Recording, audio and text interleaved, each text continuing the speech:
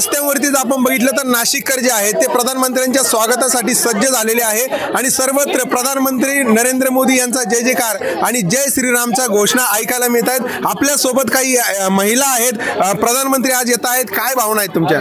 आमच्या भावना म्हणजे असं सांगण्यासारखी तर नाहीये, पण आम्हाला आज असं वाटतं की खरंच रामाचं राज्य येत आहे आणि आपले प्रभू रामचंद्रच येत आहेत त्यांच्या अवतारामध्ये।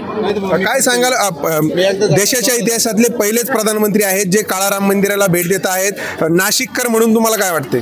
खूप अभिमान वाटतोय आम्हाला की हे पहिले पंतप्रधान आहेत, त्यांनी नाशिकमध्ये पदार्पण केलेलं आहे आणि आम्ही खूप एक्साइटमेंट आहोत त्यांना बघण्यासाठी, त्यांचं स्वागत करण्यासाठी आणि आमचं सगळे उपवान परिवाराचे सगळे सदस्य इथे त्यांच्या स्वागतासाठी आलेले आहेत। आम्हाला खूप आनंद होत आहे आणि स्वागत कसा जयघोष तुम्ही सगळे करणार आहात त्यांच्या स्वागतासाठी? एक बार मोदी सरकार, एक बार मोदी सरकार, एक बार मोदी सरकार, बार बार मोदी सरकार, एक बार मोदी सरकार, बार बार मोदी सरकार, बार बार प्रभू श्रीरामाच्या जय घोषात कसं स्वागत करणार आहात तुम्ही?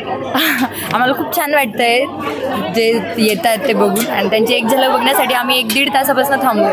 आता पटकन या। निश्चित बघितलं तर प्रधानमंत्र्यांचा हा नाशिक दौरा जो आहे या दौऱ्याकडे सगळ्यांचं लक्ष लागलेलं आहे आणि प्रधानमंत्र्यांच्या स्वागतासाठी काळाराम मंदिर परिसरात नाशिककर अशा पद्धतीने सज्ज झालेले आहेत। सचिन बनसोडे, साम टीव्ही न्यूज, नाशिक।